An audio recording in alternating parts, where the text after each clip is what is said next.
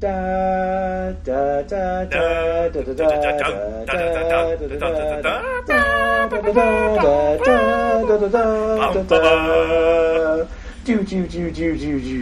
Hi guys. Hello. This is Matthew. And this is Taylor. The dudes. Dudes. Dudes. From the Vortex. Dude.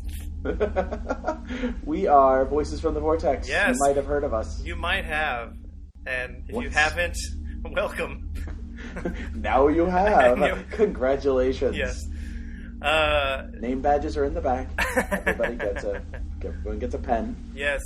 Welcome. Welcome to episode 9. Are we really already on 9? Yeah. Well, Go us. the ninth, just normal one that's not about an episode in particular. So.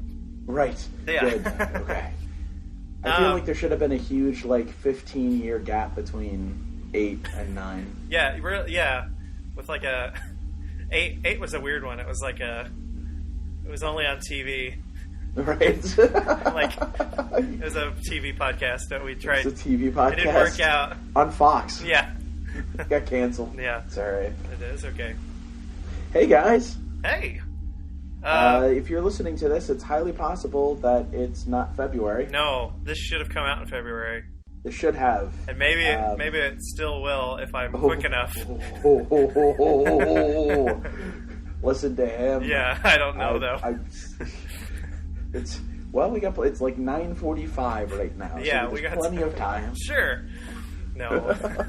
I mean, it's 9:40 forever in the Vortex. Yeah. You don't know when we are. Yeah, come on now. Don't presume like you know when in the Vortex we are. All right. So, we got a little bit to talk about today. Yeah, there's a lot going on. There's some pretty impressive stuff, actually. Yeah. Since last we all rapped about this sort of thing, we have had a couple of little announcements from the Doctor Who sphere of Doctor Whodom. Mm-hmm. And Taylor, if you want to list those off for us. I sure will. One of them, awesome. The main thing. We work so well together. The big thing here is the introduction of a new character, a recurring character. Yes. Played by Samuel Anderson. His name is Danny Pink. Danny Pink. Which I don't know, makes me think of Power Rangers for some reason. I don't know. I really hope he wears pink shirts all the time. They say the one article I've read says that he will. Well, he will wear a pink shirt. I mean, if he doesn't, that's a missed opportunity, really. Right. I sincerely hope that he wears shoes with the name Danny on them. Yes. Because if not, that would be a missed opportunity. And his favorite song is "Oh Danny Boy." Oh Danny Boy. The cover by Pink. Yes. Well, anyway, he's supposed to be a recurring character. We don't know if he's going to travel with the Doctor. We don't know if he's going to be a romantic interest for Clara. All we know that he works at the school, at Coal Hill School, and he'll be recurring, which means he'll be in more than one episode. I want him to be a school detective. Yeah. Investigating school crimes. Mm. You'll see him and he'll be like, who tipped off this pencil and now it needs to be sharpened, but it wasn't. I must investigate. Danny Pink is on the case. Danny Pink is on the case. I found it in the homeroom. But I feel like it was done in music class. Yeah. Because this brand of pencil is used for musical production. One thing I've seen about him is a lot of people are excited, it's gonna be like Ian and Barbara, and I'm like, well, I kind of hope not, because we already had Ian and Barbara, right? As Amy and Rory. I mean, basically they were Ian and Barbara, right. And River was sort of Susan in that sort of respect. She was the one who was not human, basically.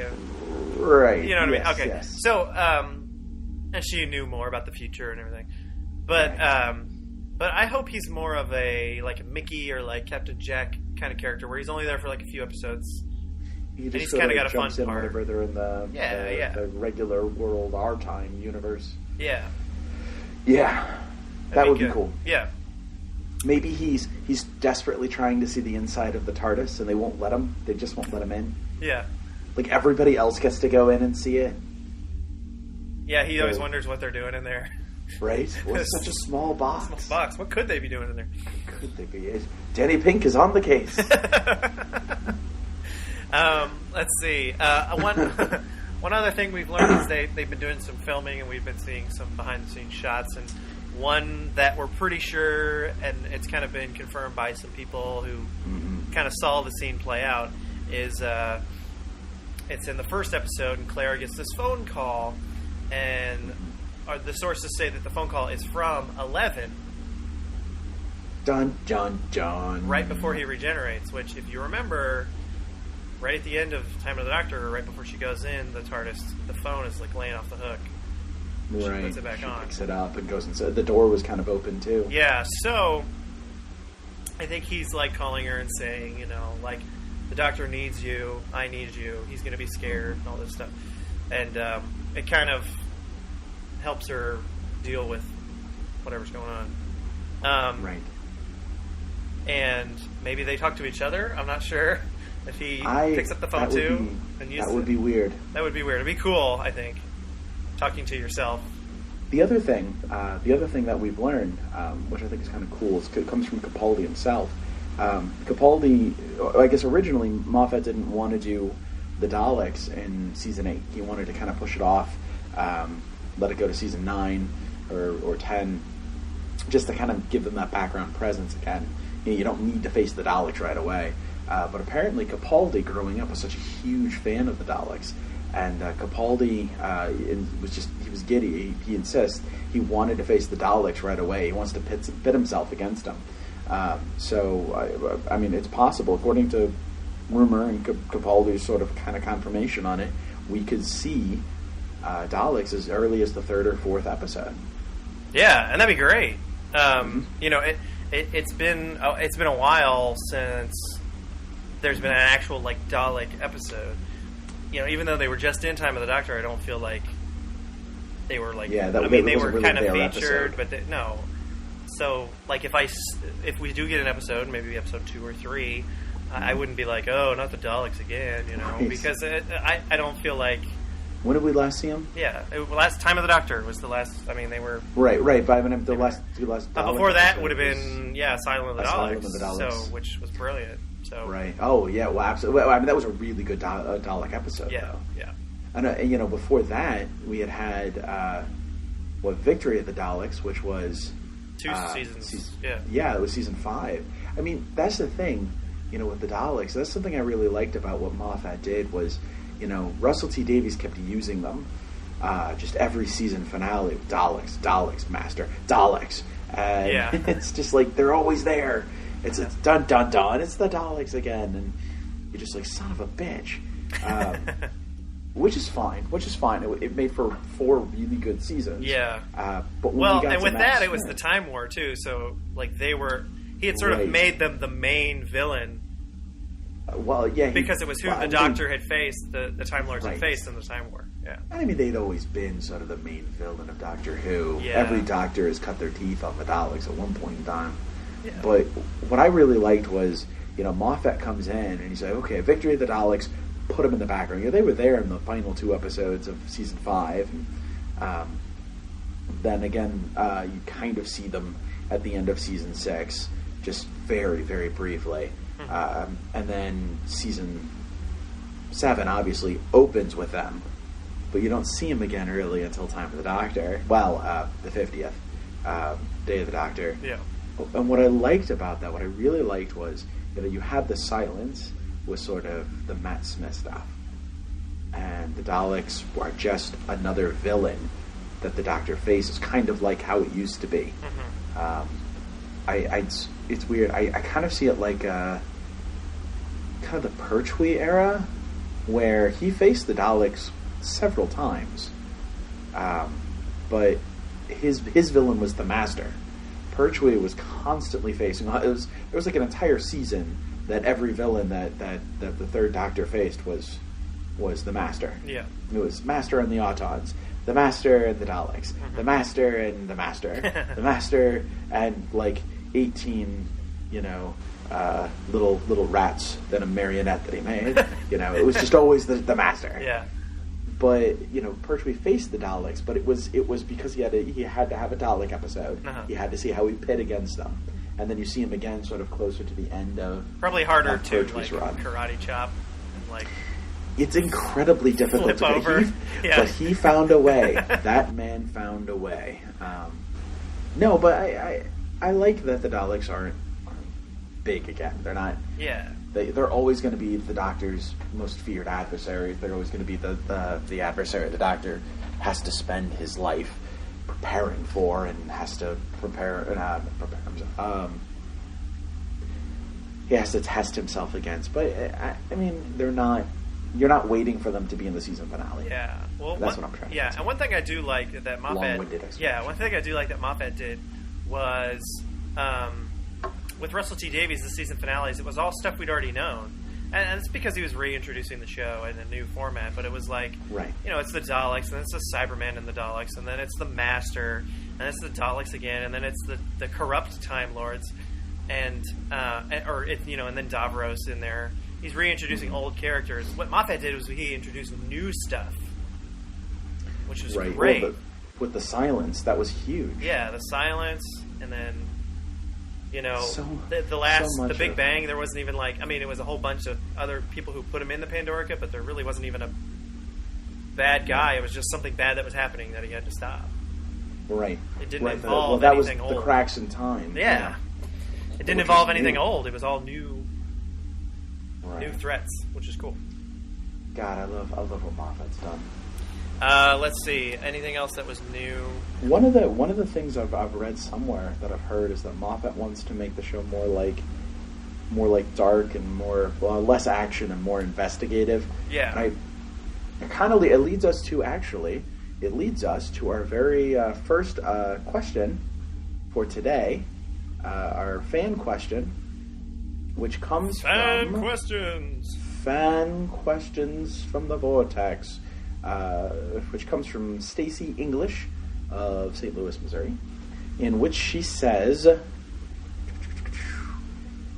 will Capaldi be 100% rebel Time Lord in the same way that Sherlock blows through London unfeeling and not caring who he hurts? Is that how 12 will be in his new goal in his quest towards Gallifrey? Hey. Well, actually, I have another fan. I have another fan question, I have another fan question, and it's almost similar. So let me read it real quick, and we'll answer them all together because they're kind of almost the same. A Tumblr user, Benedict. Heyo, Benedict. I wonder who that is. Yeah. Asked Cumberbatch sitting there must respond to all fans. Yes, must.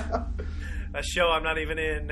I must listen to their podcast. Okay. They've said Moffat 18 times in the last 5 minutes. He says, he or she, I'm not sure, says, what do you think about Peter Capaldi as the new Doctor? Which we've kind of talked about this already, but there's kind of some new things arising some new opinions. Personally, I'm really excited, they say. And what about Gallifrey being back? Thank you. So, you're welcome. You're welcome. Glad I could bring it back for you. Yes. Okay, first off, super excited. You guys know this. I'm super excited for Gallifrey being back. I can't wait for more Time Lordy things to happen in the next few years. And speaking of the Master, I'm ready for the Master to come back. It's been a while. I'm ready. And doesn't need to be John Sims, people. Benedict Cumberbatch and or Martin Freeman are just right around the corner. I know. I think it needs to be a different person, but I want to see John Sim for the first part of it, and then he changes. You know what I mean? I want to see that. You don't need to see. You don't need to see the Master regenerate, though. That's the thing. But I do. It's not like the Doctor and his chronology. The Master he could be on 3 more regenerations from now. You don't know. I know, but I do. Okay. And John Sim, actually, I've read an interview. John Sim that says he would be really interested in working with Moffat because he wasn't really a fan of where they had taken the Master and some of the goofy stuff that he did, and he would like to see it more dark. And he knows that Moffat could do that, and he would want to do that. So that'd be really cool. So yeah. Oh, we just got to get Gallifrey back. That's what we got to do. Yeah.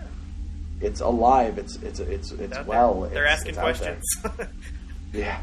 They're alive. Yeah. They're asking questions, giving out regenerations. Well, you know, they're it's here, funny. Baby. They're here to stay. The oldest question in the universe, Doctor Who. Second oldest question in the universe, Chinese food. They're wondering what to eat. Yeah, you guys. They're ordering lunch. You guys, Chinese food sound good. Chinese food.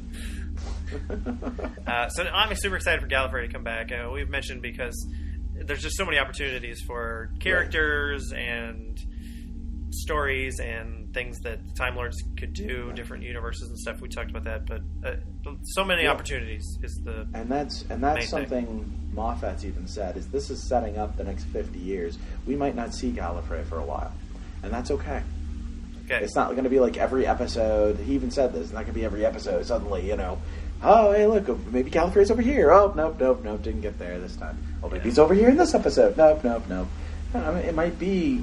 You know, he finds a piece of information in this season, and then maybe he finds a clue next season, and then maybe 2 more seasons down the road, you know, he finds people. It opens up possibilities, so it's perfect. And Capaldi, he's going to be brilliant. I can just feel it. Yes. I can just feel it. I can feel it, too. Rebel Time Lord, hells yeah. We've seen them filming and just the way he carries himself and stuff like that. I mean, it's going to be good. Okay, hey Taylor, you know how we're here in the TARDIS? I can hear it in the background. I think I want to take the TARDIS to another universe. Oh, you I want to see what would have happened if Doctor Who had been made in America. Hold on.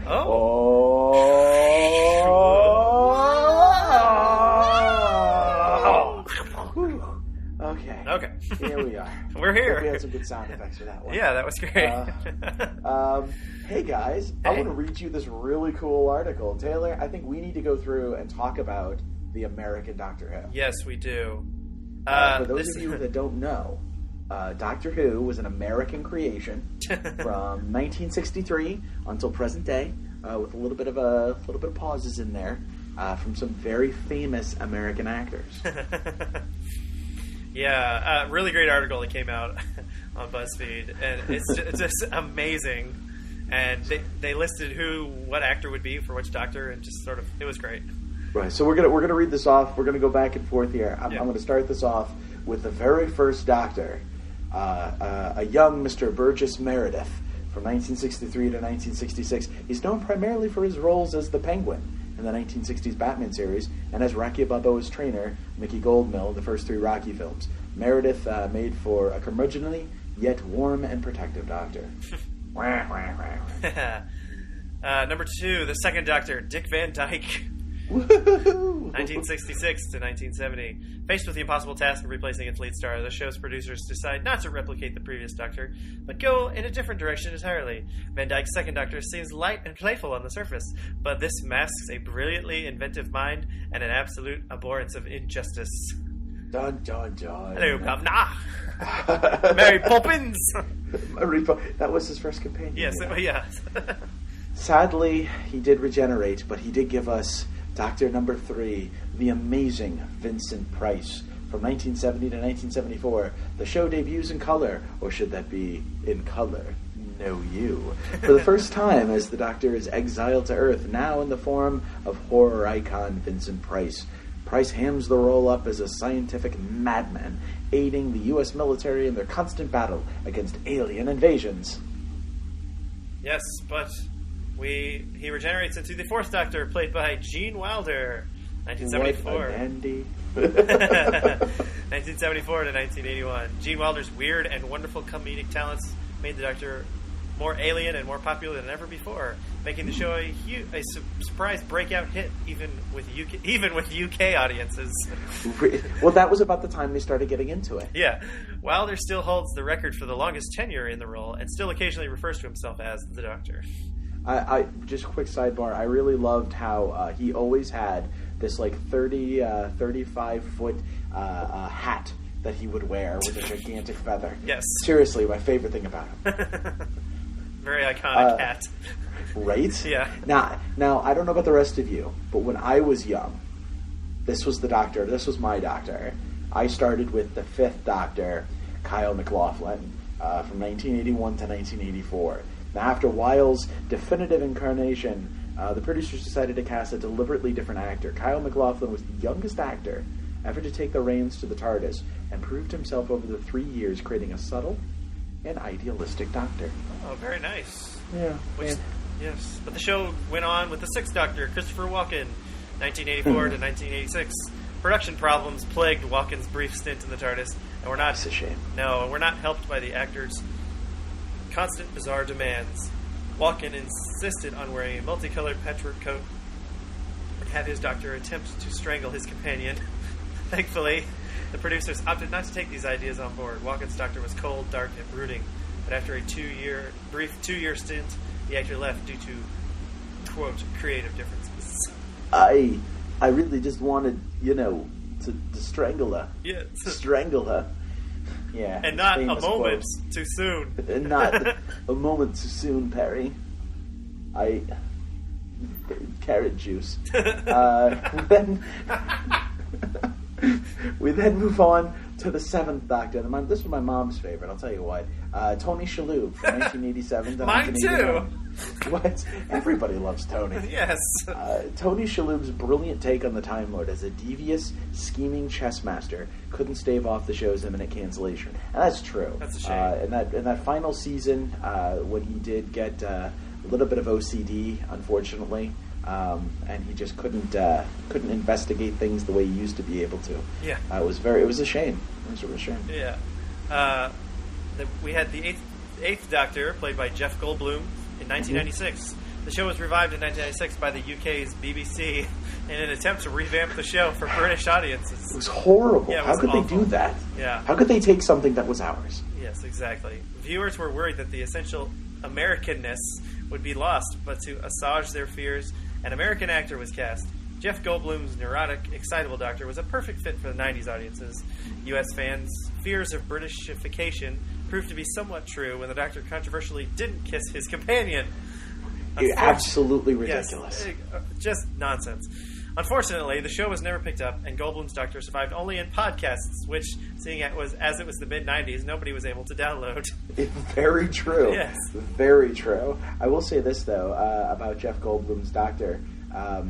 Absolutely, they should not have aired that when they did. It went up against the series finale of EastEnders. Yeah, exactly. Yeah. Nobody watched it. It was terrible. It was bad. Now, we are New Who fans. So now we actually get to the New Who here. Yeah, this is where I started. Yeah, this is where I started. Right? I remember showing you the first episode. Yeah. And it was really interesting.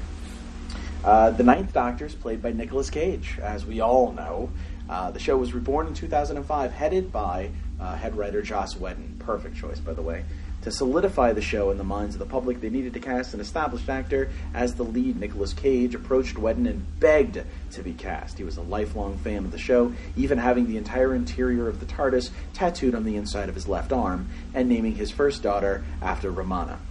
The show and Cage was a huge hit, regenerating the program for a new generation. Despite this, Cage opted not to return for a second series, which is probably a good thing, considering that no matter what series you get with him, either would have been really good or really bad. Yeah. What a pity. The 10th Doctor, Sam Rockwell. Oh, yeah. Yes, 2005 to 2010. After his predecessor's abrupt departure just as the show was taking off, Rockwell had to prove to new audiences the show could work without its lead. And prove it he did. Rockwell's suave, light-footed, assured Doctor constantly rates as high as Wilder's in opinion polls. That is very true. Yes. It's weird. He fit the suits. He did. Now that does lead us to the 11th Doctor, young Mr. Donald Glover from 2010 to 2013. Glover's casting was controversial as the actor was only 25 at the time, youngest man, by the way. The rapper and comedian immediately blew any worries out of the water, playing a Doctor Who who was both joyously youthful and impossibly old. Yes, and we are all excited for the 12th Doctor, Bryan Cranston, coming up, yes. Oh, yeah. Yeah. At 57, Bryan Cranston is one of the oldest people to be cast as the Doctor, and also has the added task of having to differentiate his Doctor from his career-defining role as Walter White in Breaking Bad. We'll have to wait till August to find out just how he'll do it. he has a lot of foul-mouthed characters that he's played in the past. Yes. A lot of people are really worried that he might bring that to Doctor Who. It'll be interesting to see where he goes. Now, there is a bonus here, and that was the War Doctor, if you remember from the 50th anniversary, played by such a wonderful older actor, Harrison Ford. Yes.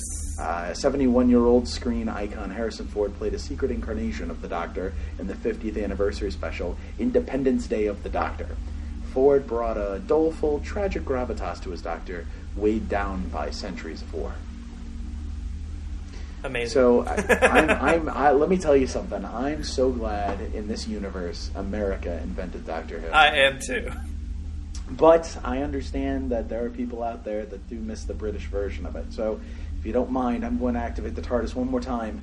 We're going to head back to our universe. Are you ready? Yes. Here we go.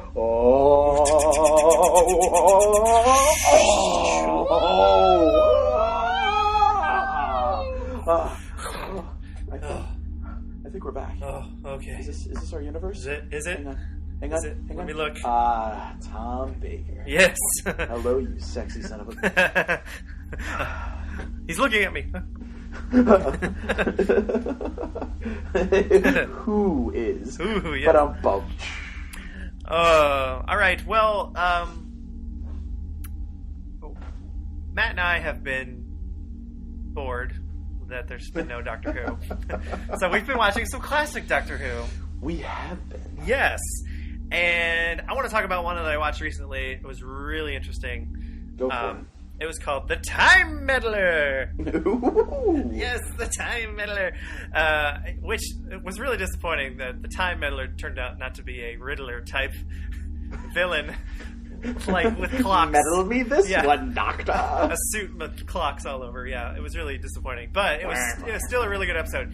The Doctor and Vicky, his companion at the time, and their new companion who just joined, Steven, go to 1066, where it's like the Vikings are coming, and it's just sort of that time. And usually the historical episodes of so far that I've seen in the Hartnell episode, they're just like basic historical. There's no science fiction at all, except for the fact that they travel there in time. Other than that, there's no... I mean, nowadays, whenever there's like one where they go in the past, there's like some alien thing that's happening or something crazy. So far, they've always been. However, there's a monk, and he's like... one of the episodes is called... the story is called The Meddling Monk. And he has this plan. This monk has this plan to, like, destroy the Vikings and meet the king and, or, all this stuff to change history. And the Doctor comes to find out that... And Stephen and Vicky find a TARDIS. So the monk is a Time Lord, which is really cool because it's the first time. Now they never say Time Lord and they never say Gallifrey yet, but this is the first time we've like seen someone else who's besides Susan, who is the same as the Doctor, and the Doctor knows who he is, and they mention the home planet and.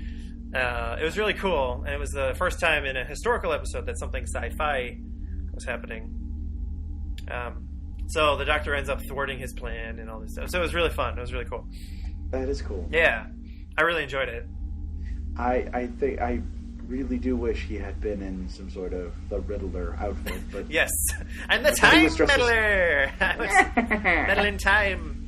Meddle. I wanted a cup of coffee. Meddle, coffee. It just pops right there. Yeah. I don't know what his powers would be. I don't know. Nothing for this. Meddling with time, apparently. Meddling with time. Yeah. It's someone walks in the door. You're late. Hold on. Meddle. And like the guy shows up and it's like, you're early. He like points his finger at the clock and it goes backwards. Honestly, lamest power ever. Yeah, I can change the clock without, I'm brilliant at daylight savings time.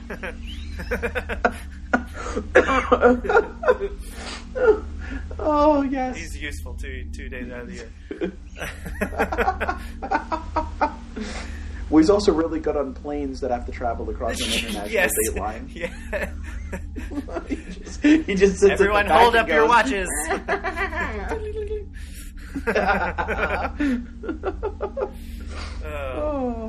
Yes. Yeah, so it was really good, and so far it was one of the coolest Classic Who episodes I've seen. I've gotten to season 3 of Hartnell, and I'm about to finish because there's not much left. I mean, a lot of it's missing, and I'm really sad that I missed out on the 12th part, the Daleks Master Plan, which, from what I've read, is apparently one of the coolest. There's 3 episodes of it that have survived, but I didn't watch them just because I'm like, well, I want to see all of it. So. But I read up on it, and it seemed really cool. There's some Mayfly companions that are like that arrive and die in that same story. So sad. Yeah, so sad, but kind of neat that you missed that. But yeah, hopefully that's kind of, and from what I've heard, that's kind of one of the most coveted ones. Like people wish they really find that one because it's we still might. There's still always the possibility out there somewhere. I have hope that one day we will find all the episodes. It is well, and if we don't, a lot of them, especially now that you're getting into Troughton, the audio survived. They're doing animated versions of them, so that way, at the very least, you can watch them. Yeah, listen to the classic audio. Yeah. And kind of see what it might have looked like. So that's kind of a cool, kind of a cool twist to it. I like that. And that kind of is something interesting. I wonder if something like PBS will ever pick that up. The older stuff that they're finding now, if PBS might air that to kind of bring back or revitalize its old Doctor Who stuff. One cool thing I've seen is they've been putting out like they just found these Troughton episodes, right? So they've been putting out like trailers for the episodes that they just found. Like they're like editing together these trailers, for the Web of Fear, and it's pretty cool. There's this music like dun dun dun dun dun dun. Just like, and it's just like classic Who clips that they put together and made it seem real dramatic. It's really cool. It's kind of funny. I like those. Yeah. So I mean, it's been it's a short podcast for a short month, sadly. Yeah. We got some good tidbits. Yeah. No, some good stuff. And just a couple days short of having more. I guess. I mean, I'm just excited. I can't believe we have to wait till August, but I'm just excited for the whole thing to begin.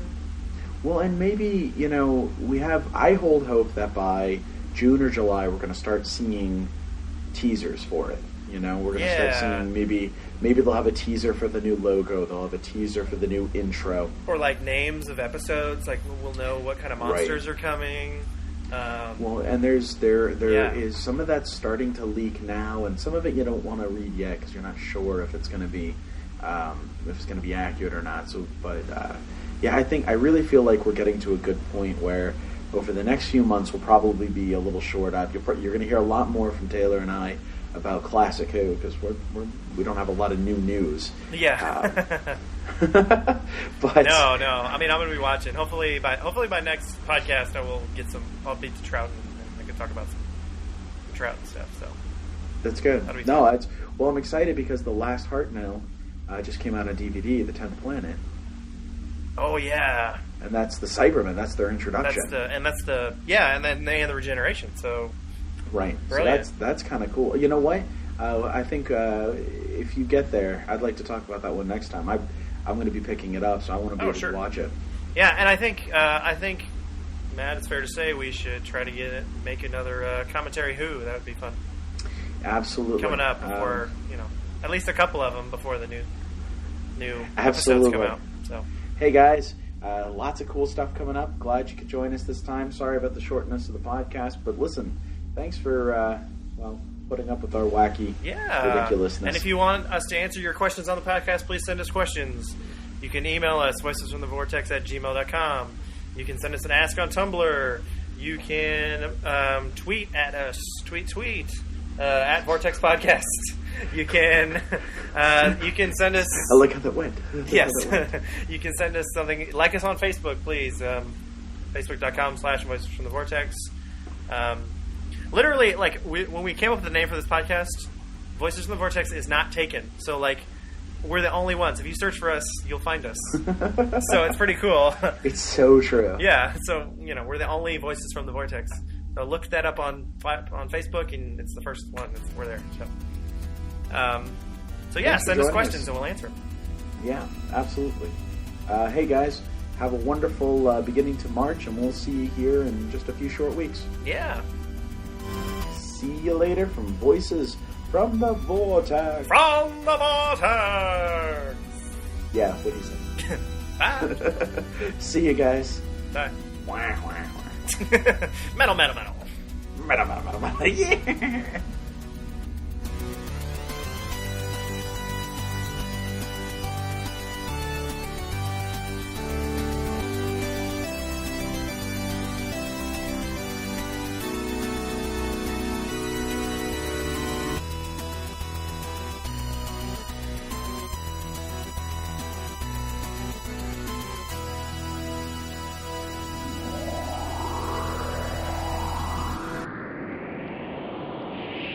Bye.